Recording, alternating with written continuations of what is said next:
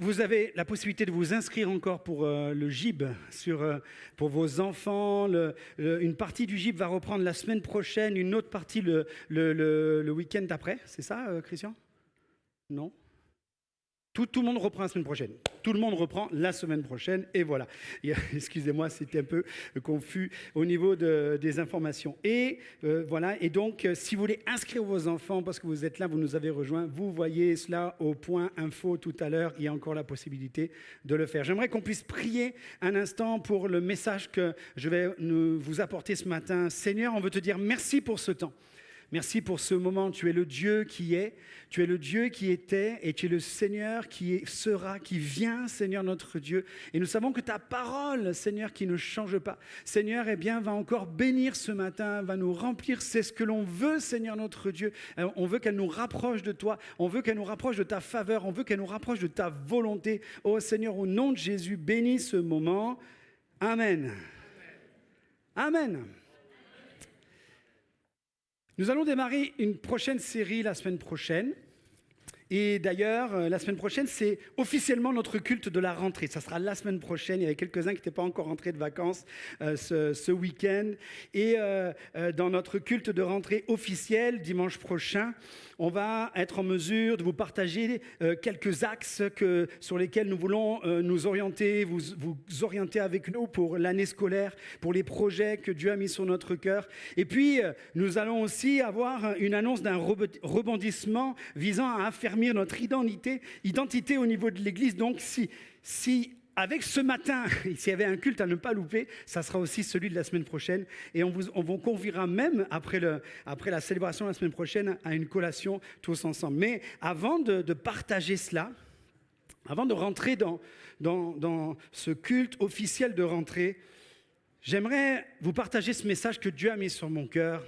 Et j'ai eu très à cœur à partager ce message. En fait, ce message, on était dans la série de l'Olympisme tout l'été, mais ce message est né particulièrement dans mes temps de congé où Dieu a parlé à mon cœur et a vraiment voulu que j'encourage notre Église à progresser davantage dans l'unité.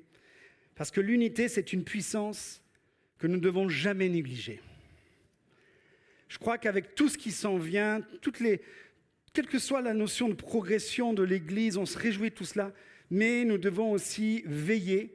Et ce message, bien sûr qu'il est dans un domaine spirituel et pour notre Église locale. Et pour ceux qui sont de passage au milieu de nous, il concerne votre Église locale aussi, il concerne l'Église avec un grand E aussi, l'Église universelle. Mais on peut aussi appliquer ce message pour notre vie personnelle, pour notre vie familiale, pour notre vie professionnelle, les affaires et autres. L'unité, c'est une puissance que Dieu nous a léguée, car elle découle de son amour en nous et pour tous. Et que nous devons aussi partager. Quand on parle d'unité, ce matin, on parle de caractère de ce qui est considéré comme formant un tout dont les diverses parties concourent à constituer un ensemble indivisible. C'est incroyable, l'unité. Surtout celle de l'Église, fait partie de plein de gens différents qui doivent s'associer en un seul, Jésus-Christ, et faire en sorte que cette unité, eh bien, demeure et devienne indivisible. Alléluia. Quand je veux parler d'unité ce matin, mettez en parallèle l'amour fraternel, mettez en parallèle la communion fraternelle. Et cet amour, communion et unité en accord et en harmonie avec l'amour et la faveur de Dieu. OK ? Du coup, eh bien, j'aimerais voir avec vous, juste en premier point, pourquoi ce matin j'ai nommé l'unité une puissance.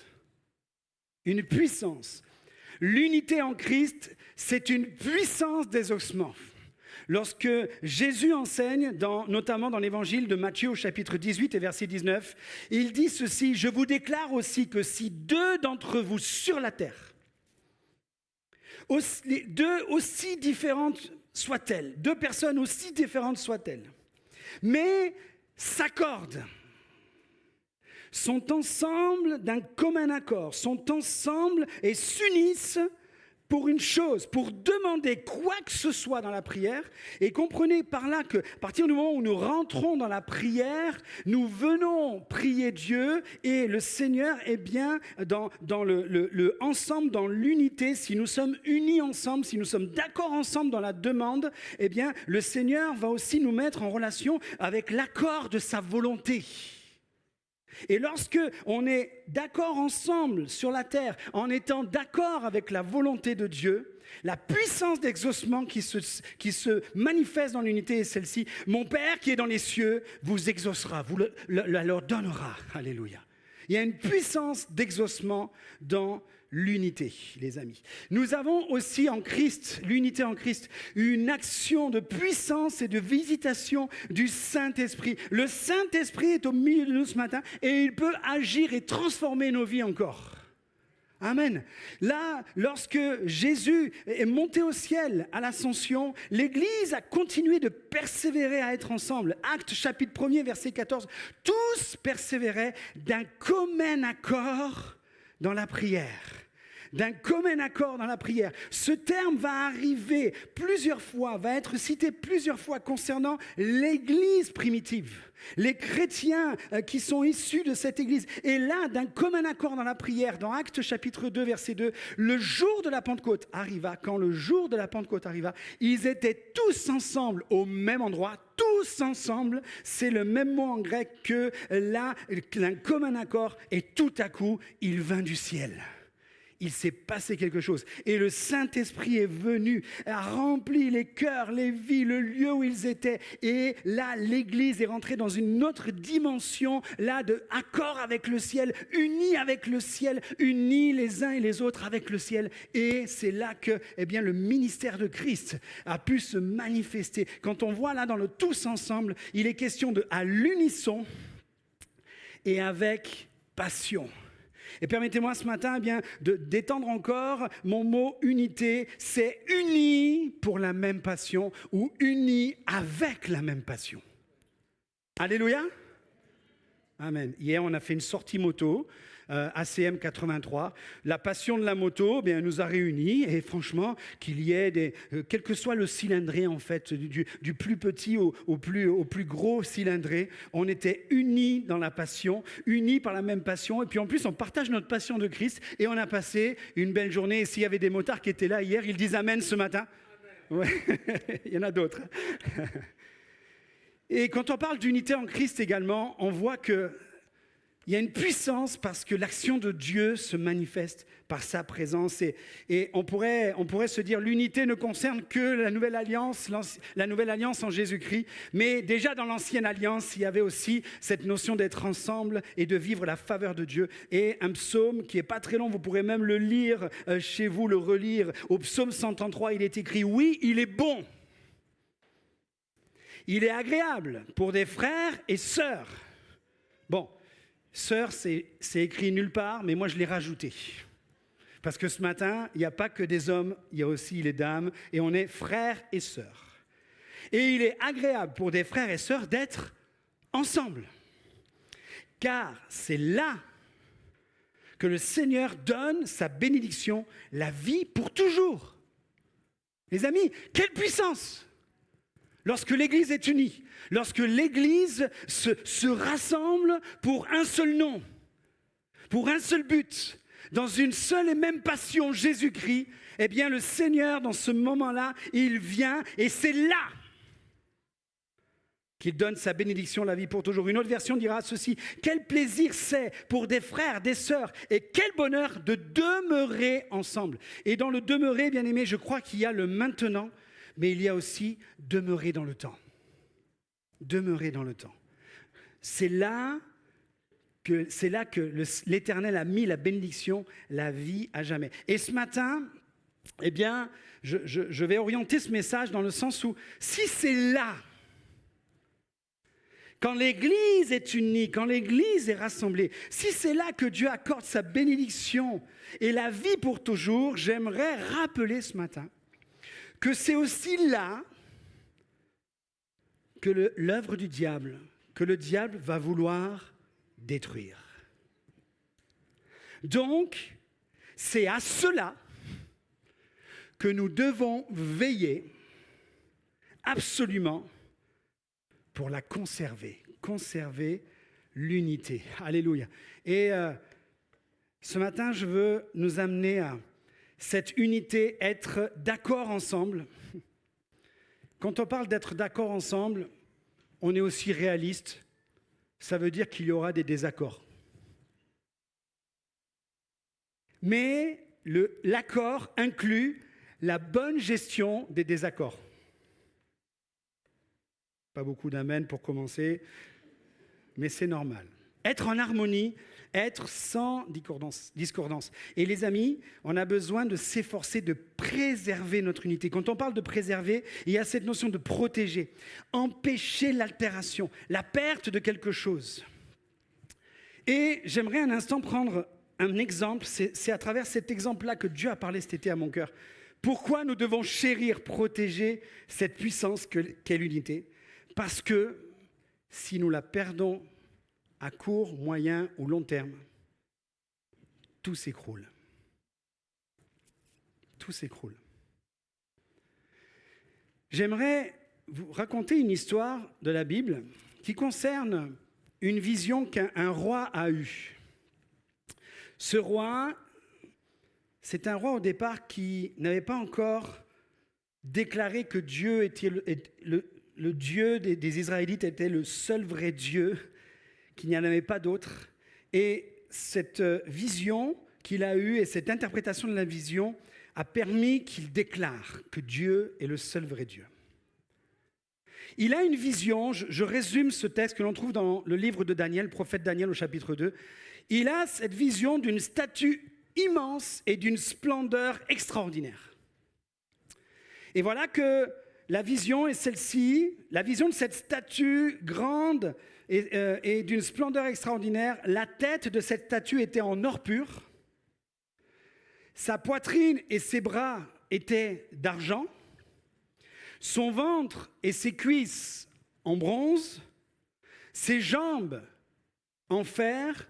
Et les pieds de cette statue, en partie en fer et en partie en argile, en terre.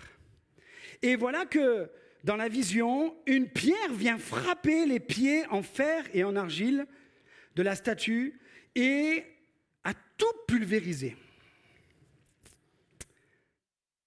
Le fer, l'argile, le bronze, l'argent et l'or ont alors été pulvérisés ensemble, nous dit la Bible dans Daniel 2,35. Et l'explication qui va être donnée à cette vision, Daniel va la donner, le prophète Daniel va donner cette vision que Dieu va donner, c'est que la tête en or, représentait le royaume de Nebuchadnezzar, qui était le roi de Babylone à l'époque, et il n'y avait aucune autre puissance que celle de Babylone. Personne, c'était la puissance numéro 1 mondiale. Et c'est curieux parce qu'il est écrit que c'est Dieu qui avait établi cette puissance. Et même si au départ, il n'avait pas encore vu que Dieu était Dieu. Et je pense qu'il a eu le moyen de pouvoir, au fur de sa vie, mettre toute cette puissance à la gloire de Dieu et peut-être continuer à s'établir. Et la vision dira qu'après toi, Nebuchadnezzar, un royaume moins fort va découler. Ça sera moins fort que l'or, c'est l'argent. Et puis un troisième encore dans la descendance qui sera en bronze. Et puis un quatrième qui sera en fer et en argile. Un royaume qui aura toujours conservé du compromis. Une partie forte, certes, en fer, mais aussi une faiblesse. Une partie fragile, en argile.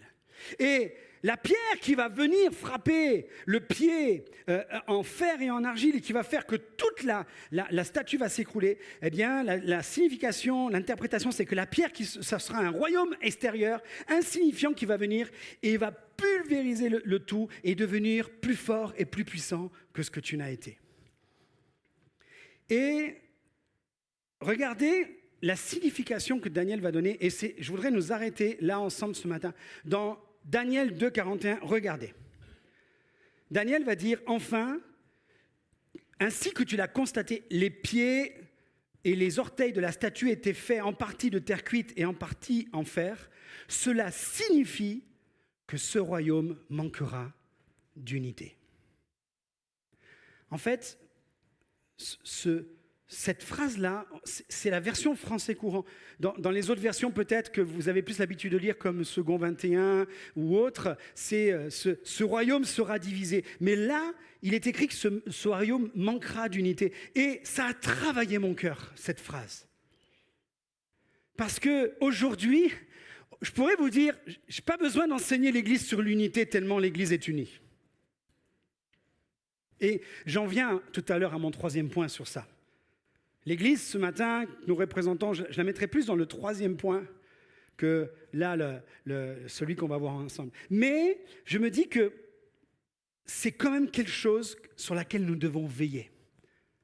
Les amis, si un jour on manque d'unité, tout peut s'écrouler. Aussi bien pour l'Église que pour ta vie perso, ton couple, ta famille, même dans ton entreprise, s'il n'y a plus d'unité, elle ne va pas aller bien loin.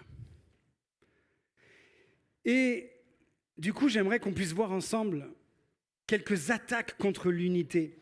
La liste n'est pas exhaustive, mais les amis, j'ai pris juste 3 exemples ce matin et j'aimerais venir avec vous dans un domaine pratique et aller dans un ordre croissant. Les attaques contre l'unité peuvent se manifester au départ de manière insignifiante, par de l'agacement ou du mécontentement. Plus nous progressons, plus nous grandissons, plus nous ajustons, plus nous affermissons l'organisation, et ceci, surtout dans le leadership d'une église, nous ajustons l'organisation en pensant à nous plutôt qu'à je. On en a vécu la merveilleuse expérience lorsque nous avons, pendant des mois, réfléchi à la construction de ce local. Nous avons dû le réfléchir à nous plutôt qu'à je. Je, personnellement, voulais des fenêtres dans la salle. Mais le nous a réussi à convaincre mon je. Et dans la pratique, au bout de 2 ans et demi, je remercie Dieu que je n'ai pas défendu corps et âme le je, mais que je me sois incliné sur le nous parce que c'est très pratique. Peut-être que certaines personnes sont encore dans le je aujourd'hui et vous pourrez dire « je pense que ça aurait été mieux avec des fenêtres ». Mais nous pensons que c'est plus pratique sans fenêtres. Et du coup, on a mis des fenêtres partout ailleurs que cette salle. Et on en a même oublié que de temps en temps, il fallait afficher des choses, mais c'est pas grave. Et que ça allait coûter aussi une facture de faire les vitres, mais c'est pas grave. Le nous est plus important que le je. Mais pour cela, si on ne veille pas à garder l'unité, nous pouvons trouver sur la route de l'agacement, du mécontentement, et on doit préserver l'unité. On doit préserver cette unité. Ne nous trompons pas de combat, ça a été prêché presque tout l'été. Je reprends même un exemple, j'ai bien aimé cette image que j'ai entendue cet été dans les retransmissions. Nous devons marcher en duo et non en duel. Je répète, nous devons marcher en duo et non en duel, parce qu'un duo avec le Seigneur, c'est le duo quand ils s'accordent ensemble pour demander une chose que Dieu l'exauce. Mais si quelqu'un s'accorde en duel dans la prière, Dieu ne va pas exaucer. Donc, on ne se trompe pas de combat, nous devons marcher en duo et non en duel, et nous devons marcher en collaboration et non en compétition. Amen. L'apôtre Paul, dans diverses situations qu'il parle de sa vie, il dira « J'ai appris à être content dans l'état que je me trouve ». Et ce n'est pas une histoire de lumière, de fenêtre, de luminosité. Non, le gars, il était en train de parler. Je suis content, j'ai appris à être content que je sois dans l'abondance ou la disette. J'ai appris à être content que je dorme dans un lit bien confortable ou en prison. J'ai appris à être content après avoir passé toute une nuit dans la mer, à être encore vivant le matin. J'ai appris à être content que je vive dans le confort et dans l'abondance, comme quand j'ai pris des coups de bâton pour la cause de l'évangile. Le mécontentement, il a travaillé à ce que le mécontentement ne vienne pas détruire son cœur uni à Dieu et aussi son cœur pour l'Église. Et je ne sais pas si vous avez remarqué ça, tous ceux qui lisent la parole de Dieu et qui la méditent, vous ferez le constat avec moi, au moins 70% du contenu de toutes les épîtres de Paul, les lettres de Paul et les épîtres de Paul nous encouragent à l'unité. Amen. Et il a appris à être content. Et Jésus lui-même déclara aussi dans ses enseignements, Jésus dit, celui qui n'est pas avec moi est contre moi. Non Seigneur, je suis avec toi. Gloire à Dieu, oui, c'est bien mon enfant, tu es avec moi. Eh bien Jésus dira, si tu es avec moi, celui qui ne m'aide pas à rassembler, il disperse. Et en fait, on a beau être avec Jésus, mais si nous contribuons pas à rassembler avec lui, eh bien, on n'est pas avec lui. Celui qui ne m'aide pas à rassembler disperse. Soyons de ceux qui travaillons, qui rassemblons, et non de ceux qui dispersons. Alléluia. Amen. Je vais dans un deuxième point aussi, sur un deuxième exemple, sur le fait de conserver l'unité. Les attaques contre l'unité, c'est la critique non constructive.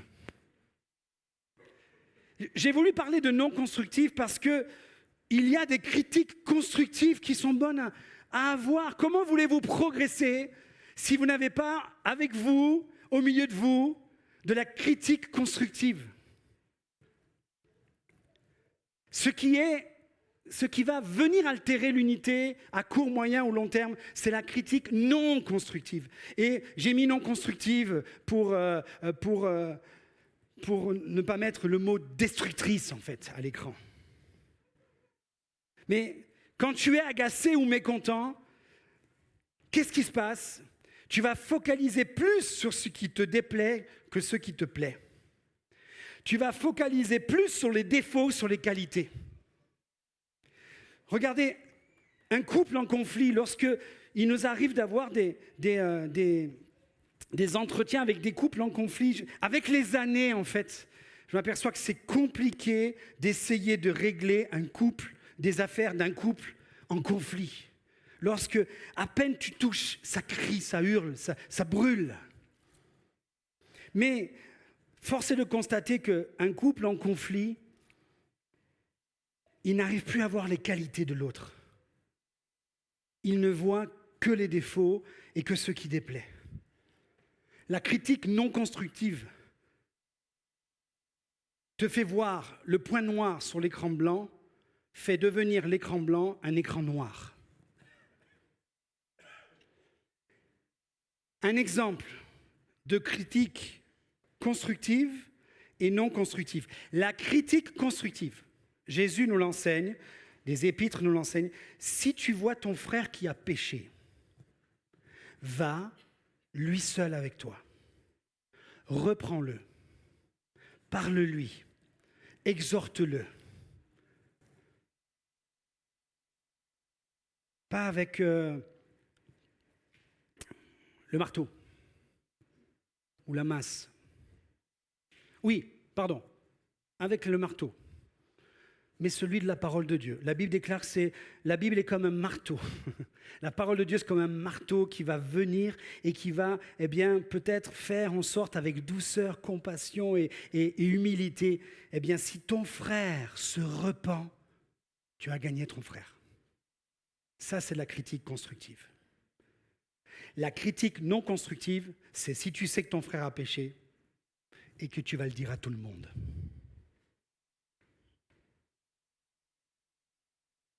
Ça, c'est la critique destructrice. Et que quand tout le monde sait que le frère a péché, peut-être on pourrait inclure dans ce moment-là que peut-être Jésus pourrait venir, tu vois là, tu as dit à tout le monde que ton frère a péché, sauf que lui, son péché, c'est comme une paille dans son œil, et toi, tu n'as pas encore réglé ta poutre. La critique non constructive peut détruire l'unité. Et regardez la parole de Dieu dans Galates chapitre 5, verset 14. Toute la loi se résume dans ce seul commandement. Tu dois aimer ton prochain comme toi-même. Mais si vous vous mordez ou vous dévorez les uns les autres, attention, vous finirez par vous détruire les uns les autres. On a besoin de veiller sur l'unité. Amen. Et je termine avec un autre point. Pardon, c'est peut-être un peu fort ce matin, mais peut-être que quelquefois, clac, quand ça nous bouscule, ça nous remet dans les rails, s'il faut. Ça nous garde dans les rails. Quand on parle de médisance, c'est dire du mal, diffamer, paroles méchantes, mauvais propos. Je veux qu'on réalise quand même si nous vivons la faveur de Dieu, la bénédiction de Dieu, on bénit le Seigneur pour les moments merveilleux qu'on vit. On demeure toujours avec cette dualité en nous, la chair et l'esprit. L'esprit peut être très bien disposé, gloire à Dieu, mais n'oublions pas que la chair est faible. La Bible déclare également que celui qui est debout prenne garde de ne pas tomber. Ça ne veut pas dire qu'on va le décourager d'avancer. Non, celui qui est debout prenne garde de ne pas tomber. Et j'aimerais ce matin que, là en fait, quand on parle de médisance, vous voyez, on arrive, et quand les agacements, mécontentements, critiques non constructives, eh bien on arrive à cette médisance. Et je voudrais rappeler cette parole que j'ai retrouvée. La médisance tue 3 personnes. Celle de qui on parle. Celle qui parle, mais aussi celle qui écoute. Un jour, il y a une situation compliquée, il y a une rumeur qui est arrivée à nos oreilles. Je parle de ça il y a une vingtaine d'années, je n'étais pas encore dans le ministère. Mais cette histoire-là, elle a été tellement riche d'enseignements. Et on a parlé d'un pasteur, j'ai entendu parler d'un pasteur. Vous savez, quand vous entendez parler, allez bien voir si la source est bonne. C'est toujours important d'entendre 2 sons de cloche. D'ailleurs, si la Bible dit « tu ne prendras pas de déposition sans la déposition de 2 ou 3 témoins », c'est aussi sûrement un témoin qui va être capable de donner aussi l'autre exemple. Et on a entendu un seul son d'une rumeur qui venait dire que tel pasteur avait une relation avec sa secrétaire. Ça aurait été mieux d'aller voir ce frère, de le reprendre. Non, il n'était pas au courant et les choses nous ont été dites en dehors qu'il avait une relation avec sa secrétaire. Du coup, quand il est question d'un pasteur, ça s'enflamme encore plus vite la rumeur. C'est arrivé à l'oreille de certains responsables qui ont, bien entendu, fait leur enquête, venus voir un petit peu pour se dire c'est pas possible, et au final se sont aperçus que cette secrétaire, c'était sa femme. En fait, la personne qui a lancé la rumeur ne savait pas que ce pasteur, sa femme, c'était sa secrétaire.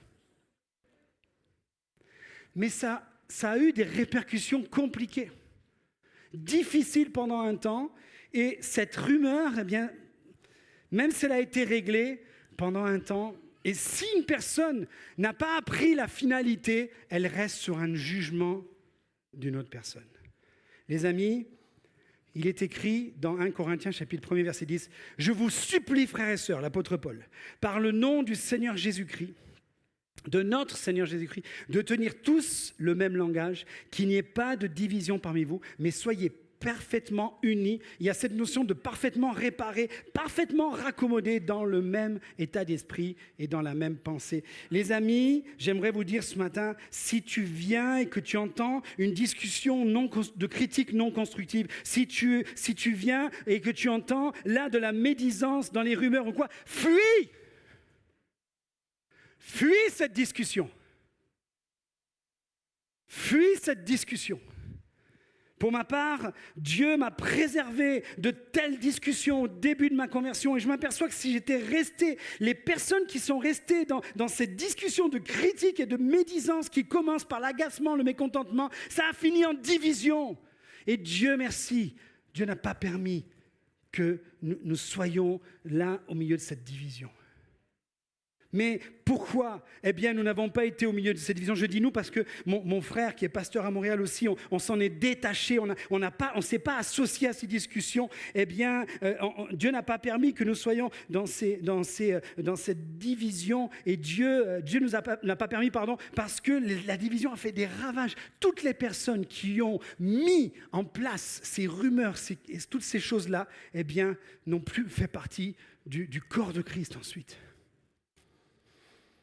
J'aimerais prendre une illustration sur l'impact durable des paroles blessantes qu'on peut recevoir ou qu'on peut donner. C'est l'anecdote d'un jeune homme qui avait un caractère difficile. Je ne peux pas blâmer ce jeune homme. Présent, moi aussi. Je travaille à ça depuis 34 ans. Et ma femme pourra vous dire qu'il y a encore du boulot. Mais elle pourra vous dire aussi qu'il y a des progrès. Gloire à Dieu. Ce jeune homme avait un caractère très difficile.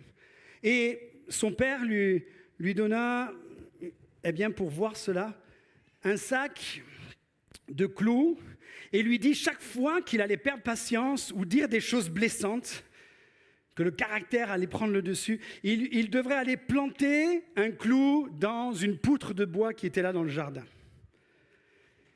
Et il y a eu pas mal de clous qui ont été plantés sur cette poutre de bois. Et les clous, ils étaient assez importants. Et finalement, à chaque fois, il a planté, il a joué. Et puis, il s'est aperçu que de plus en plus, il progressait jusqu'à un jour où il est revenu vers son père en disant « Ça y est, ça fait quelque temps, j'ai plus planté de clous. » Les jours passèrent et le garçon réussit enfin là à dire ça à son père. Et son père, qui le félicita, lui proposa ensuite, eh bien, tous les jours où tu as réussi à ne plus planter de clous, chaque jour, tu vas déclouer. Merci, notre intendant général, il est là. Parce que moi, les clous, généralement, j'évite de m'en planter parce que souvent, c'est le doigt qui est dans le mur. Donc, tu vas déplanter les clous que tu as plantés. Et là, le jeune homme, il dit, ah oui, quand même. Mais il a eu cette fierté à chaque jour qu'il a eu où il n'a pas dû planter un clou, il a déplanté un clou. Et il s'est aperçu que c'était plus difficile de déclouer le clou que de le planter, même s'il plantait, c'était compliqué. Et puis un jour, il a enlevé enfin tous les clous qu'il avait mis. Et il est allé chercher son père. Et son père, eh bien, le félicita également. Mais vint avec lui devant la poutre et lui dit « Tu as bien travaillé, mon fils, mais regarde les trous laissés par les clous. Cette poutre ne sera jamais comme avant. Quand tu dis des choses sur l'emprise de la colère, de l'agacement, du mécontentement, de toutes sortes de choses durables, non maîtrisées, elle laisse une cicatrice, tout comme ces clous ont laissé des trous. Peu importe combien de fois tu vas t'excuser, la blessure sera toujours là. » Alors, j'aimerais dire ce matin, j'ai malheureusement planté des clous dans ma vie. Et même en réparant certains clous décloués, des personnes doivent en porter sûrement encore les stigmates. Je peux dire aussi, ça fait 18 ans que je suis pasteur,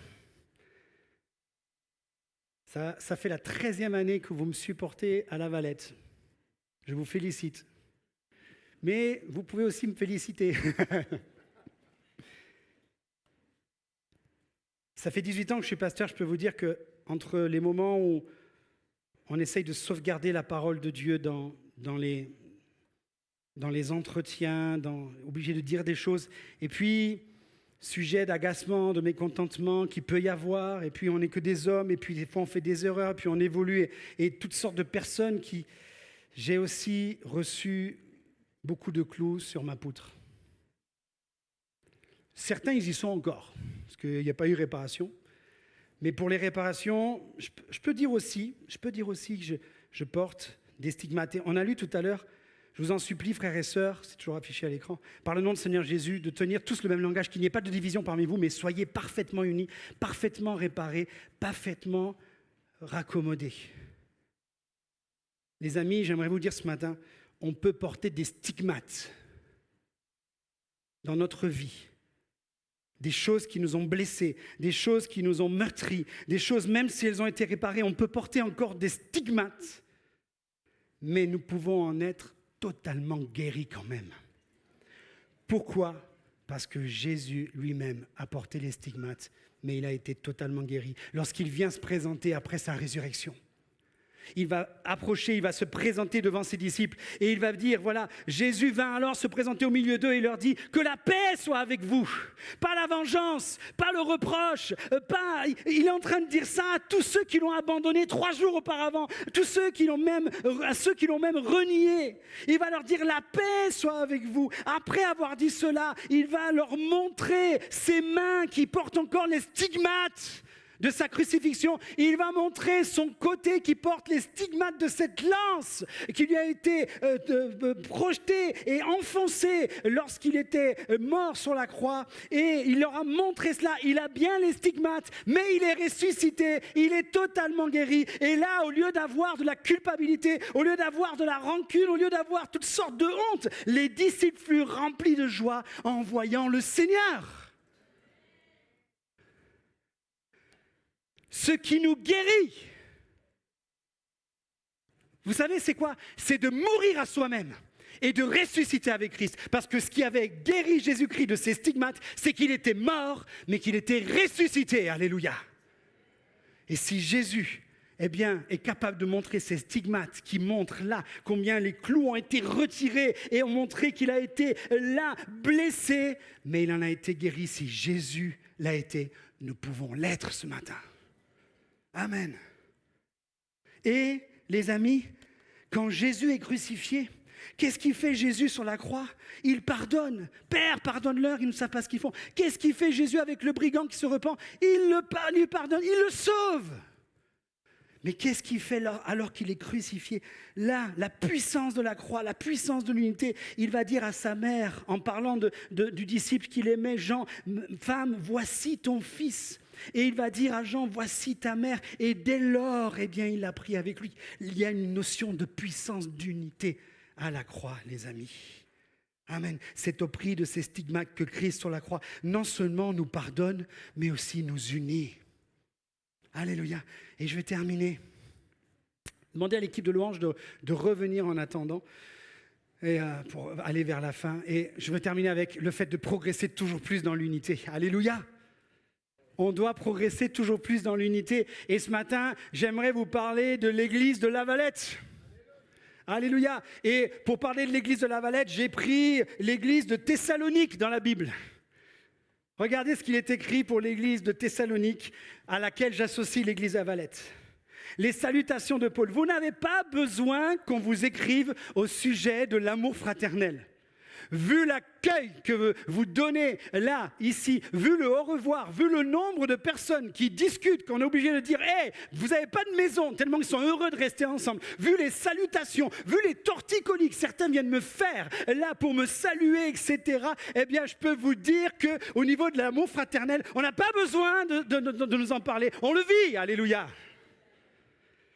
Les Thessaloniques, Paul dira ceci, vous n'avez pas besoin qu'on vous écrive au sujet de l'amour fraternel, car vous avez vous-même appris de Dieu à vous aimer les uns les autres. Et c'est aussi ce que vous faites envers tous les frères et sœurs du pays entier, de la Macédoine entière. Et on veut être comme ça, nous, pour le Var. Alléluia.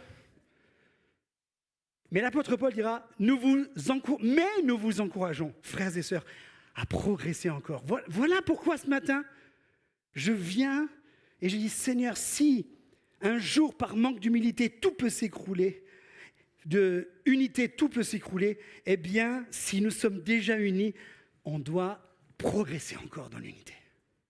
Amen. nous vous encourageons à progresser encore, à vous efforcer à vivre en paix. Première épître de Paul aux Thessaloniciens, première épître de Christophe aux Valétois. Résultat, deuxième épître de Paul aux Thessaloniciens, mise en pratique. L'apôtre Paul va déclarer au début de sa lettre, nous devons toujours et encore remercier Dieu à votre sujet, frères et sœurs. Et il est juste que nous le fassions. Pourquoi ? En effet, votre foi fait de magnifiques progrès et en chacun de vous, l'amour que vous portez les uns aux autres ne cesse d'augmenter.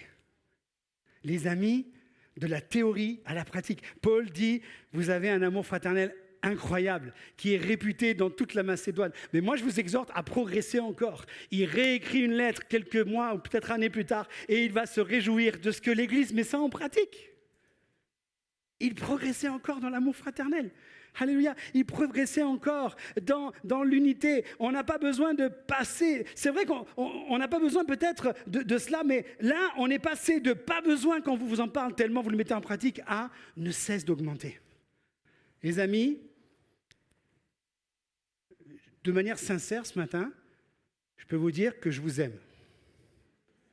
Mais je peux dire aussi que je peux encore progresser à vous aimer. Je ne sais pas s'il pouvait dire aussi que vous m'aimez. Mais je voudrais vous dire que vous pouvez progresser dans cet amour. Et progresser encore. Amen. Les amis, on a un bon feu qui brûle. C'est bien un bon feu qui brûle. Si tu mets toujours du bois dans le feu, tu mets le feu à toute la maison.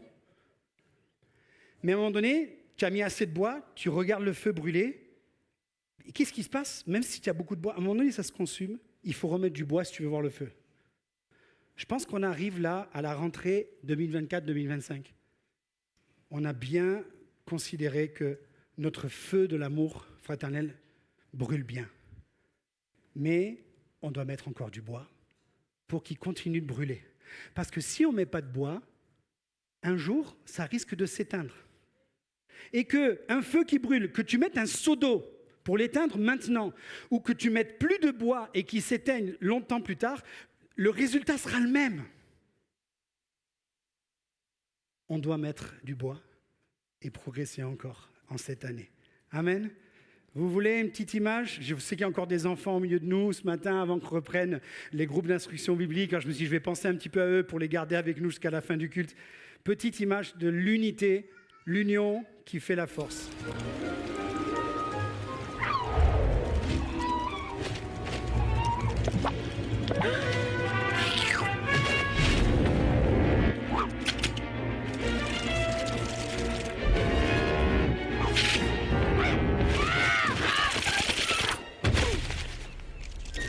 L'unité fait la force de l'Église, alléluia. Contre toute attaque. C'est pas fini.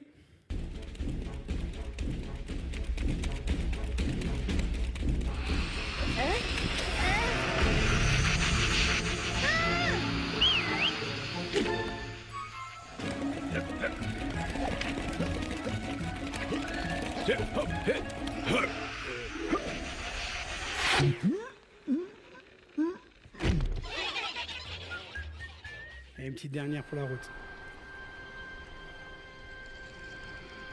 Ça, c'est peut-être pour les églises qui semblent le plus isolées, vous savez, dans les villages ou quoi. Mais même si tu es isolé, que tu n'es pas seul, reste uni. Même la petite église va être attaquée, quoi qu'il en soit, par le prédateur.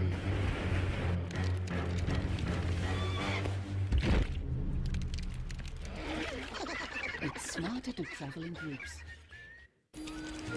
Voilà, c'était pour la petite image ce matin. Ça vous a plu les enfants ? C'est pas mal, hein ?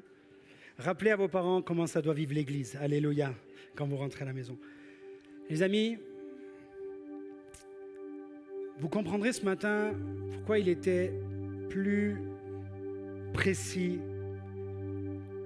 plus pertinent de prendre la Sainte Seine après le message. Paul, dans l'épître aux Éphésiens, déclare « Efforcez-vous ».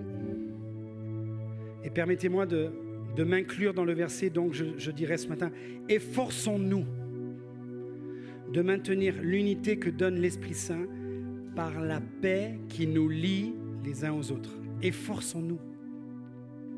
L'esprit est bien disposé, la chair demeure faible. Il y a un seul corps et un seul esprit.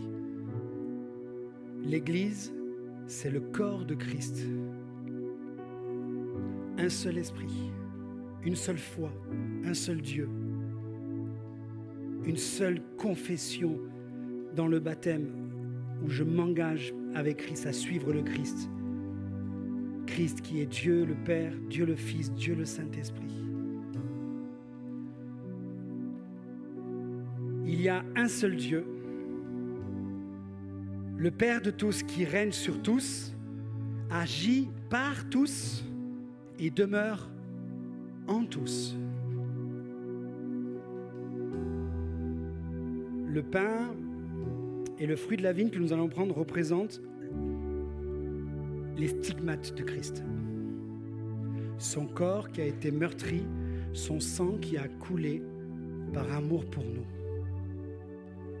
Et d'où l'importance ce matin de ne pas donner de l'importance à la substance. Ce n'est que symbolique, parce que Christ vit en nous, comme c'est écrit. Il est le Père de tous qui règne sur tous, agit par tous et demeure en tous. Et nous sommes juste ce matin en train de déclarer, Seigneur, ton sacrifice, nous savons qu'il est pour nous. Nous savons que tu as donné ta vie pour nous.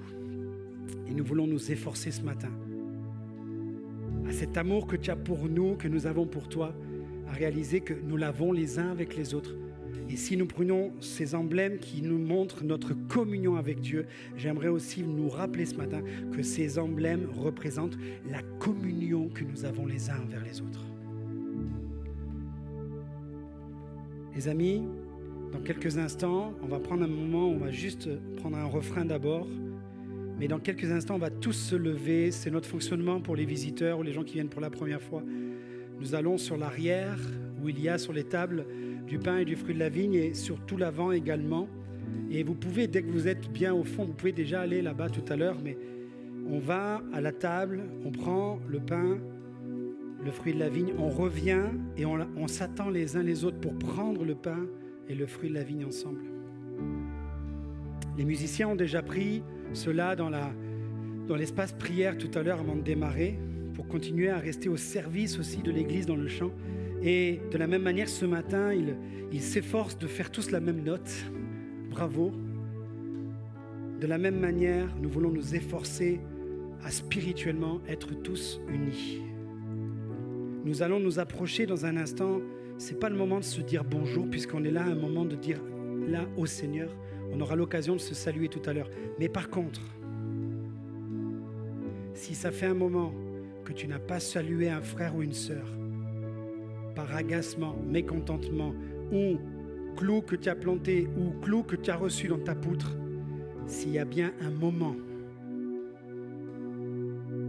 où il faut réparer et au moins se saluer, si c'est bien le moment où nous prenons ce qui représente les stigmates de Christ, nous pouvons être guéris en Christ et nous réconcilier des stigmates que nous avons peut-être générés les uns avec les autres.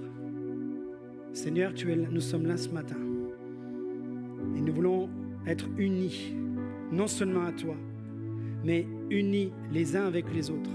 Seigneur, merci pour l'unité que nous vivons dans notre Église. Nous voulons nous efforcer à demeurer unis, Seigneur. Seigneur, dans cette nouvelle année scolaire qui démarre, avec les projets de l'Église enthousiasmants, Seigneur.